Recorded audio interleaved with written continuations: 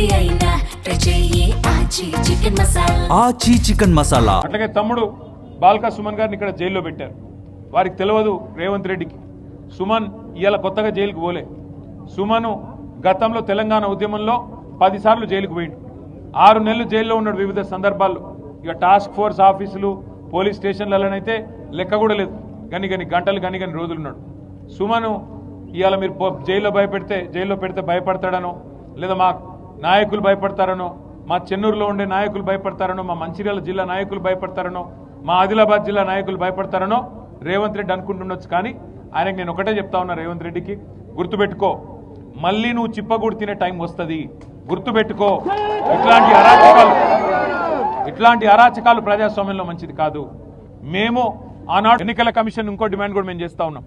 క్యాతన్పల్లి మున్సిపాలిటీలో మొన్న మా మహిళా కౌన్సిలర్ల మీద అసభ్యంగా ప్రవర్తించిన వెధవలు ఎవరైతే 3rd రేట్ కౌన్సిలర్లు కాంగ్రెస్ వాళ్ళు ఉన్నారో వాళ్ళ మీద చట్టపరంగా చర్య తీసుకోవాలి. ఆ క్యాతన్పల్లి మున్సిపాలిటీ ఎన్నిక సందర్భంగా, ప్రమాణ స్వీకారం సందర్భంగా ఏ వీడియో అయితే మీ వాళ్ళు ఎలక్షన్ కమిషన్ వాళ్ళు షూట్ చేసినారో బయట పెట్టండి. సీసీ కెమెరాల్లో మొత్తం నిక్షిప్తం అయ్యింది. ఎవరు తప్పు చేశారో వాళ్ళ మీద కేసులు పెట్టండి. తప్పు చేయని వాళ్ళ మీద కేసులు పెట్టి ఇవాళ మా కోవా లక్ష్మి గారి మీద కేసు పెట్టారు. మా ఎమ్మెల్యే గారు ఒక ఆదివాసీ బిడ్డ ఏం తప్పు చేసిందండి? పార్టీ చెప్తే నిజాయితీగా పోయి ఎన్నికల అబ్జర్వర్గా అక్కడ మాకున్న మెజారిటీని వక్ర మార్గంలో కాంగ్రెస్ తీసుకొని పోయే ప్రయత్నం చేస్తుంటే కాపాడే ప్రయత్నం చేయడం తప్ప, ఇవాళ ప్రజాస్వామ్యాన్ని గౌరవించకుండా అగౌరవపరుస్తున్నది కాంగ్రెస్.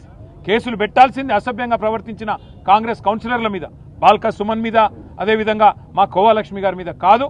తప్పకుండా అన్ని ప్రజలు చూస్తూ ఉన్నారు. వారికి తప్పకుండా ఈ అధికార పార్టీకి బుద్ధి చెప్పే రోజు వస్తుంది.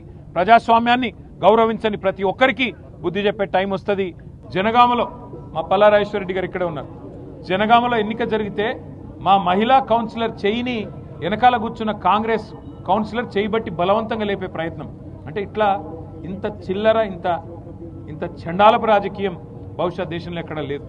ఇంకా ఘోరం ఏంటంటే ఇవాళ మా బాల్కా సుమన్ గారిని ఇక్కడ తీసుకొచ్చి ఆయనను మా జిల్లా పరిషత్ మాజీ ఉపాధ్యక్షుడు మూల రాజిరెడ్డి గారిని ఇంకా ఒక 6గురిని వాళ్ళ జైల్లో పెట్టారు. పెట్టి వారి మీద కేసు ఏంది? పోలీసులను ఏదో అన్నారని, పోలీసుల మీద ఏదో అక్కడ వారి డ్యూటీకి ఆటంకం కలిగించారని కేసు పెట్టారు. నేను అడుగుతా ఉన్న మీడియా మిత్రులను కూడా ఆలోచించమని కోరుతా ఉన్నా, ప్రజల్ని కూడా ఆలోచించమని కోరుతా ఉన్నా. మాజీ ఎమ్మెల్యే జగ్గారెడ్డి నోటికొచ్చినట్టు పోలీసులను బూతులు తిట్టింది మీకు కనబడతలేదా? బూతులు తిట్టడమే కాదు, బట్టలు కూడా తీసి కొడతా అన్నాడు. మరి కేసు ఉండదా? కనీసం పోలీసు వాళ్ళని నడి బజార్లో కాంగ్రెస్ నాయకుడు అయినంత మాత్రాన గుడ్డలు కూడా తీసి కొడతా అంటే కేసు పెట్టరు. బూతులు మాట్లాడితే కేసు పెట్టరు. ఇష్టం వచ్చిన బూతులు, నోటికొచ్చిన బూతులు తిడితే కేసు ఉండదు. కనీసం కేసు పెట్టే దమ్ము ఈ రాష్ట్రంలోని పోలీస్ యంత్రాంగానికి లేదు.